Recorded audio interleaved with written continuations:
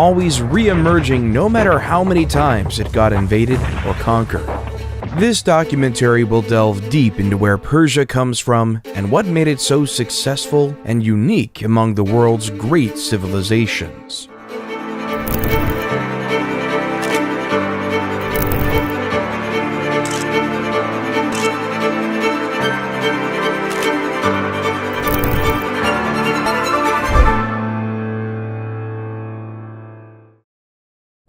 The area of modern-day Iran in historical Persia has been inhabited since early prehistory. It also saw some of the earliest agricultural villages in 7200 BC, notably Choga Golan and Choga Bonut, in the Zagros mountain in the west of the region and forming the western border of modern-day Iran. We know from these sites that wild barley, lentils, and various legumes were cultivated. We also found a 7,000-year-old jar of wine, now on display at the University of Pennsylvania.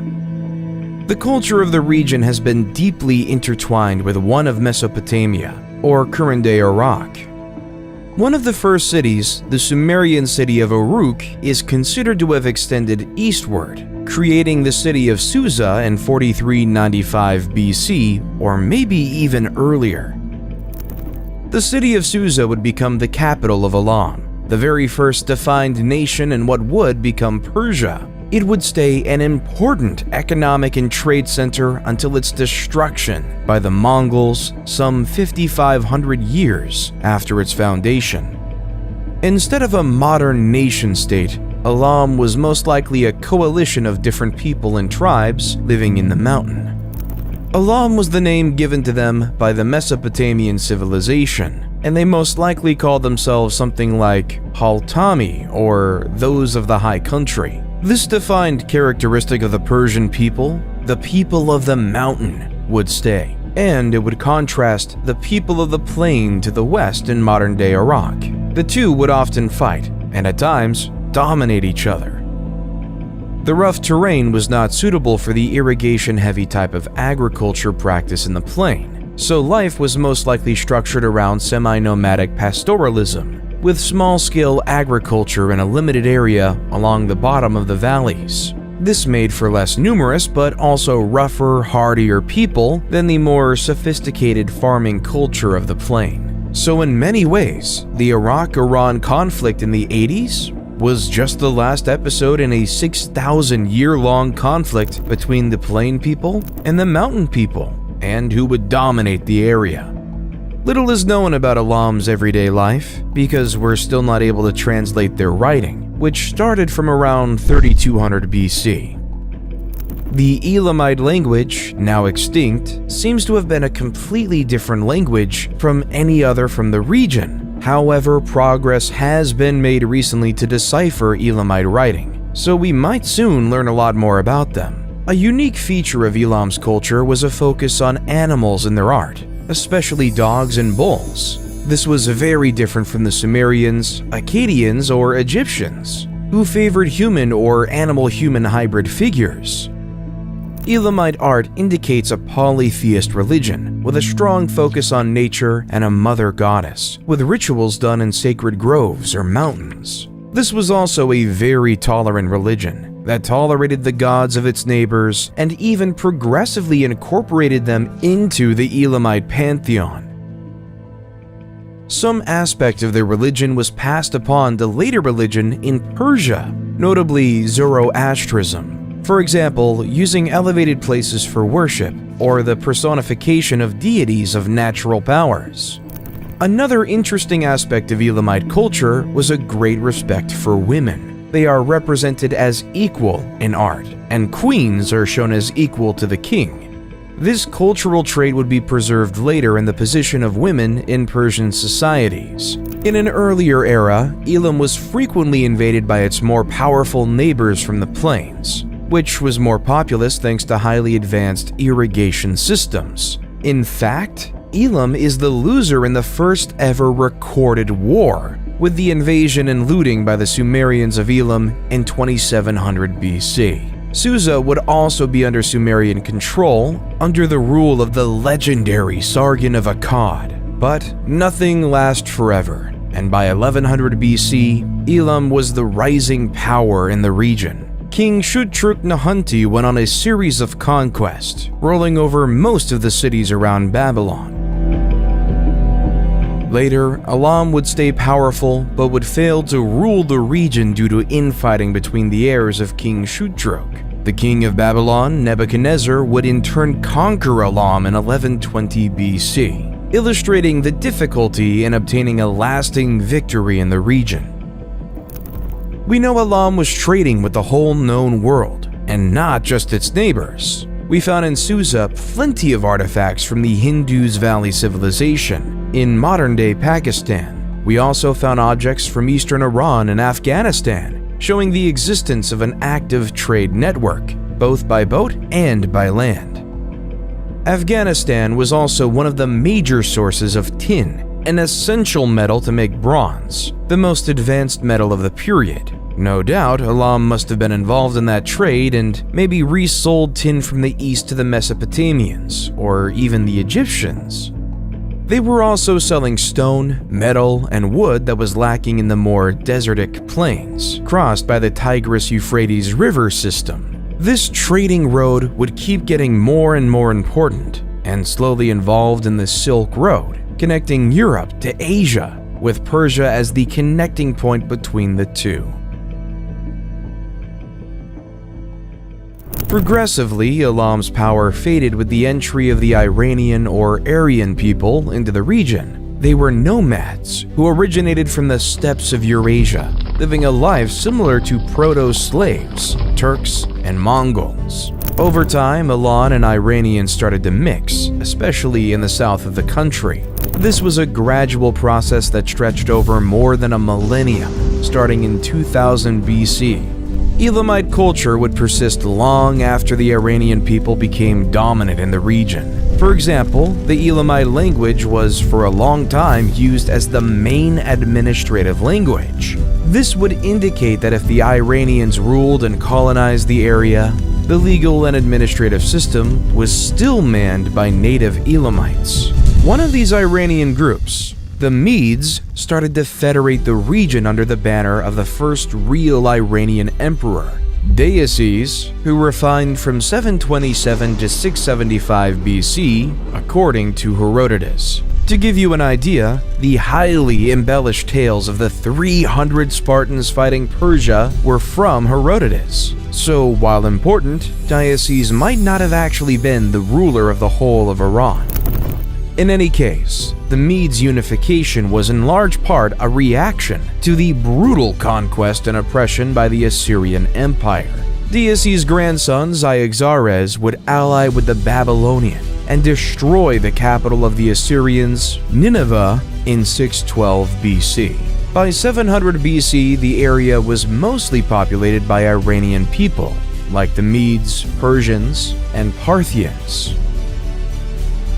The Medes might have been the founder of the first Iranian Empire and the downfall of the Assyrians, but it would be another group that would take the lead of the region. The Persians, under Cyrus the Great, would form the First Persian Empire, also called the Achaemenid Empire. Cyrus the Great was a vassal of the Medes that rebelled in 553 BC, and then went on to conquer the world. By 539 BC, he had conquered Babylon. In 533 BC, he would enter in India and conquer the western part of it. We don't know much about him before he went on overthrowing the Medes and taking over the whole Middle East. It seems he started his rebellion when a Medes general, Harpagus, was sent to attack Cyrus. But instead, Cyrus and Harpagus teamed up on the Medes Empire. How did that happen? What did Cyrus promise Harpagus? No one really knows, as the stories of the time, including from Herodotus, are too full of mythology and inventions to be relied on. But we know that later Harpagus would become one of Cyrus's top generals. Who knows? Maybe Harpagus saw early in Cyrus the great ruler he would become. So what made Cyrus the Great? First, he unified the Iranian people into a structured and stable empire. He created a central administration with governors called satraps. Most of the contemporary sources agree that they managed their domain efficiently, to the benefit of the common people. It also helped that satraps were regularly checked by the king's eyes, a network of spies reporting directly to Cyrus. The empire also had 4 capitals, reflecting a large level of autonomy for each region. Still, the center of the administration was at Susa, the old Elamite center of power. It relied on an advanced post system, where couriers would always find fresh food, water, a bed, and horses at a maximum of 2 days of travel. The system Cyrus created would be kept almost identical by successive empires and invaders until the Muslim conquests a millennium and a half later. His influence on legal work has reached so far in time that Thomas Jefferson read Cyrus's biography by Xenophon, the Cyropedia, as one of the sources of inspiration for the United States Declaration of Independence. Secondly, he's the king that conquered Babylon in 539 BC and allowed the Israelites to leave Babylon, where they were enslaved. For the Hebrew Bible, this was a task Cyrus had been appointed to by God himself.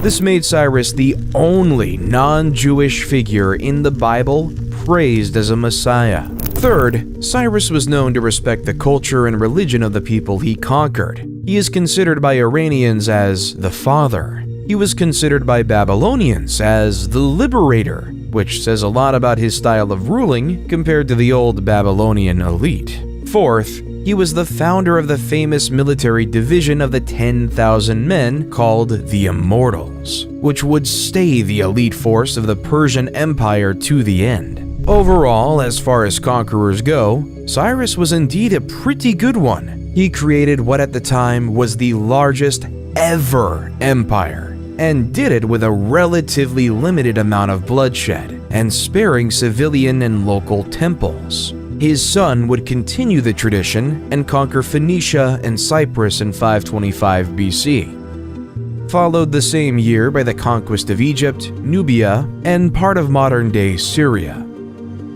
To this day, the empire founded by Cyrus is the largest of all the successive Iranian empires. The tomb of Cyrus the Great is still standing in Iran and is a UNESCO World Heritage Site. Cyrus's greatest city, Persepolis, is to this day one of the greatest archaeological sites in the world.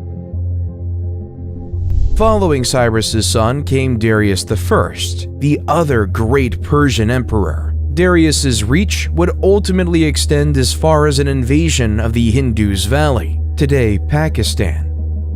But he is more remembered for the first Persian invasion of Greece in 492 BC. Bad luck would strike, with the lack of troops coming partly from a fleet sunk by a storm, and by the fact that the invasion of Greece was a really small campaign by Persian standards. So, the invasion would fail at Marathon in 490 BC due to a mix of bad luck and insufficient troops. Angered by the Greeks' resistance and surprise victory, Darius had planned a second invasion, but he died in 486 BC before he could execute it, leaving the task to his son, Xerxes. Xerxes' management of Persian troops in the Greek campaign was average at best, and by now the repeated Persian invasions had forced the often divided Greek city-states to unite. Still, he managed to burn Athens in 480 BC, which had been evacuated by its population. The Battle of Salamis in 480 BC would see the Greeks destroy the Persian fleet. Fearing being stuck in Europe, Xerxes retreated. He also had to put down a rebellion in Babylon at the same time. The remaining Persian troops on the continent were finally defeated at the Battle of Plataea in 479 BC.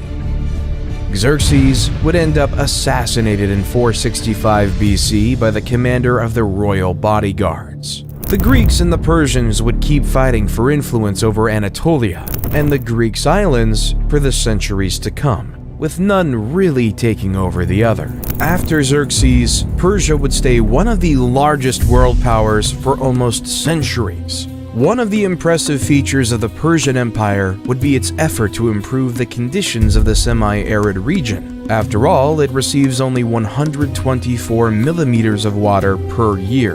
Notably, Darius the Great would create the Shashtar hydraulic system, a system of canals that would divert water from a river to the city of Shashtar, power multiple mills, creating a man-made cascade, and irrigating almost 100,000 acres of farmland and orchards. Another remarkable system, predating the Persians but greatly expanded by them, was the Khanates. They would take water from underground and carry it to fertile farmlands. These canals were mostly subterranean in order to limit evaporation. Because they tapped into the water tables, it would provide a small but steady water flow independent of the rain. The Khanate would also be immune from damage from war or flood, providing an extremely durable infrastructure to the inhabitant of the Persian Empire. Building a Khanate was a difficult task, as you needed the canal sloped downward to let the water flow, but not too steep or water would start eroding the canal and collapse it.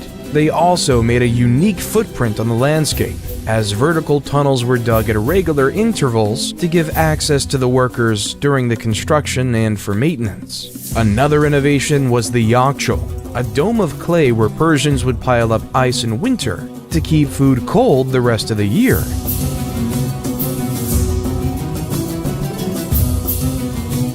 There are also claims that it is the Persians we have to thank for the invention of the kartar, the ancestor of the modern guitar. Another entertainment popular to this day is backgammon, the oldest surviving board game. The Persians also claim to have also invented chess, even if this is contested by India.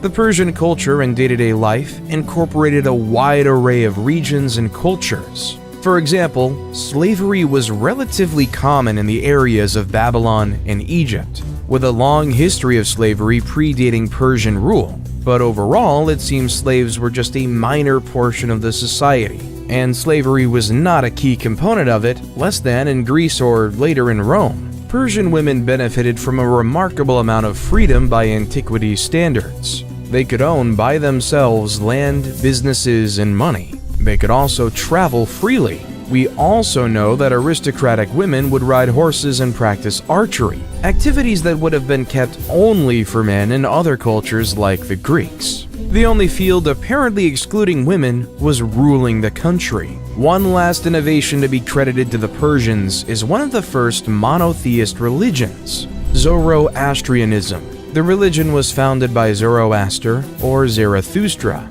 The exact figure of Zoroaster is lost to history, with religious tradition putting him in the 6th century BC. But some historians believe him to be more of a 10th century BC figure turned into a myth. Zoroastrianism explains the world as a place of a battle between a supreme god of good versus a supreme god of evil. It also contained belief in free will, life after death, and theology of angels and demons, heaven and hell. Historians of religion consider that Zoroastrianism had a major influence on other Abrahamic religions, Buddhism and Greek philosophy. One example is the 3 Magi bringing gifts for Christ's birth in the Bible, also known as the 3 wise men. The term Magi refers to Zoroastrian priests. In Zoroastrianism, the god of good is omniscient, knows everything, but not omnipotent, cannot do everything. Zoroastrianism also encouraged the protection and, to some extent, the veneration of nature, probably drawing from the older animist and polytheist beliefs of the Iranian people and the Elamites. Fire was playing a major role in the religion, with prayers usually done in the presence of a fire and sometimes flowing water. The Zoroastrian idea of the law of Asha, or truth and righteousness, was also claimed as an inspiration for Cyrus the Great's style of ruling and lawmaking, even if he didn't impose Zoroastrianism on the people conquered by Persia. Zoroastrianism is still practiced today as a minor religion in India and Iran.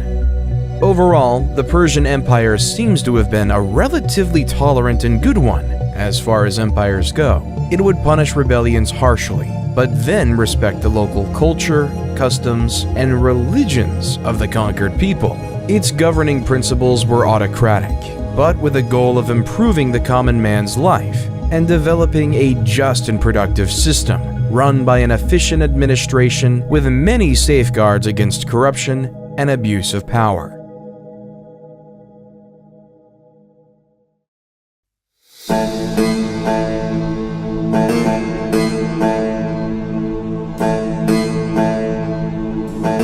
Persia was a brilliant civilization that contributed to the progress of mankind, as seen in more enlightened laws, women's rights, irrigation systems, and new religions. What Cyrus the Great and Darius the Great built would be brought down by an equally great conqueror.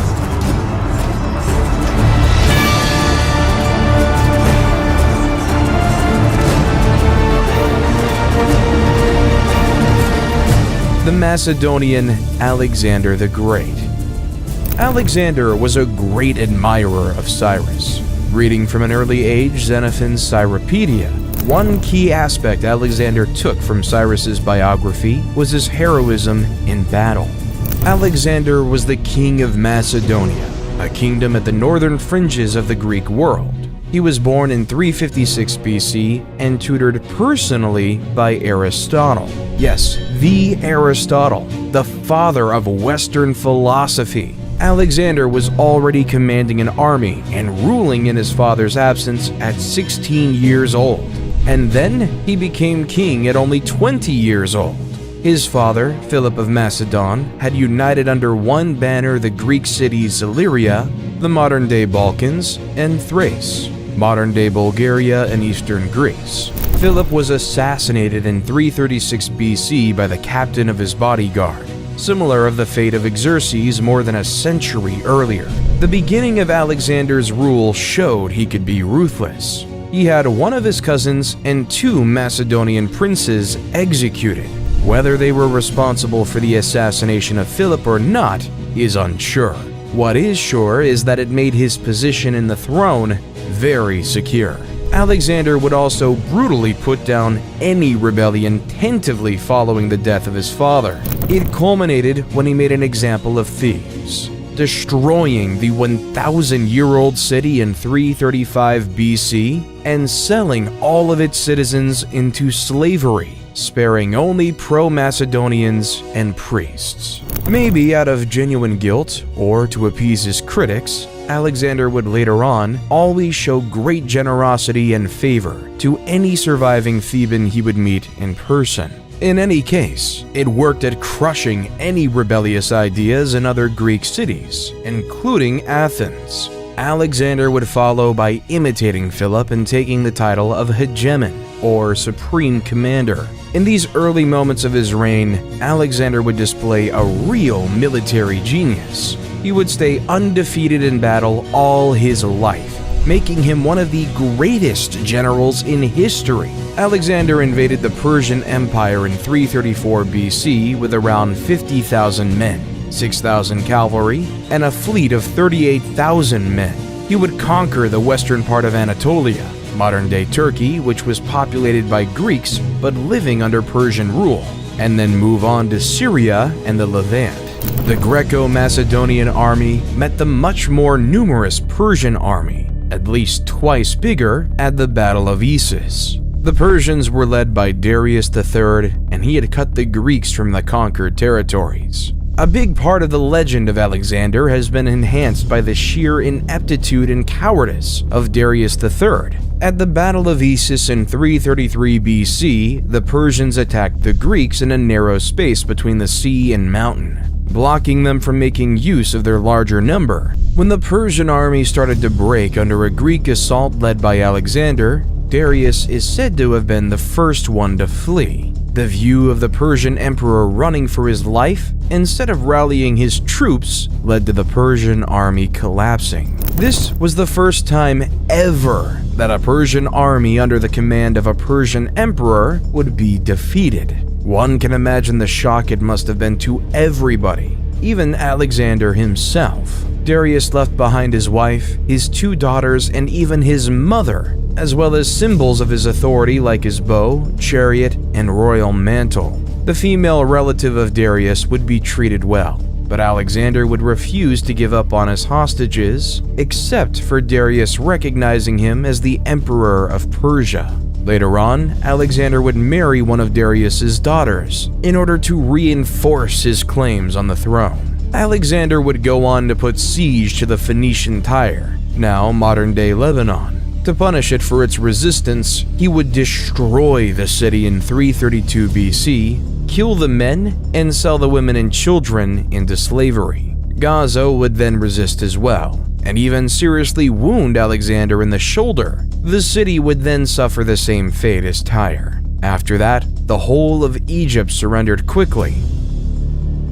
Many cities named Alexandria would be founded in the wake of the conquest, but the Egyptian Alexandria would go on from its foundation in 331 BC and become a major trade center and place of learning, harboring the lighthouse of Alexandria as well as the Great Library.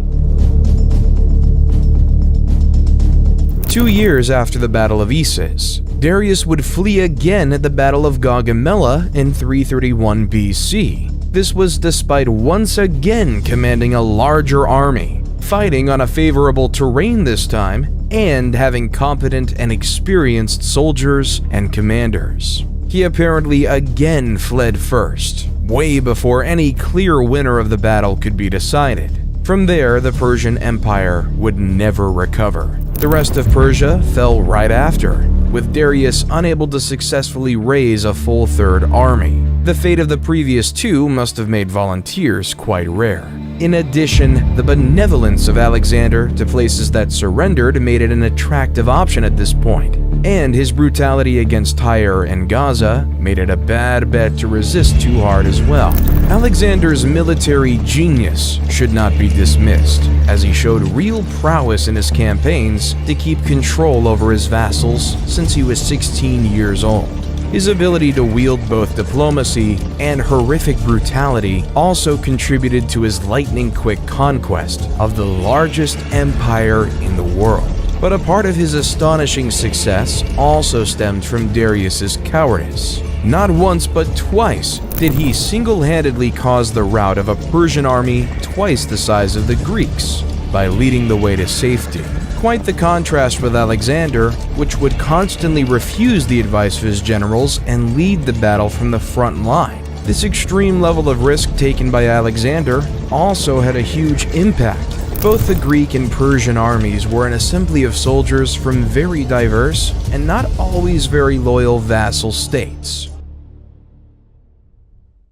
When the Greek soldiers fought with Alexander, they didn't fight for the glory of Macedon, a state and culture many of them actively disliked. They fought for Alexander himself, who they had come to admire at a personal level for his courage. And in reverse, when the soldiers from Egypt or Babylon saw Darius fleeing, they hadn't much interest in fighting and risking their lives for a cowardly emperor. Many historians have tried to justify the fall of the Persian Empire as something almost inevitable.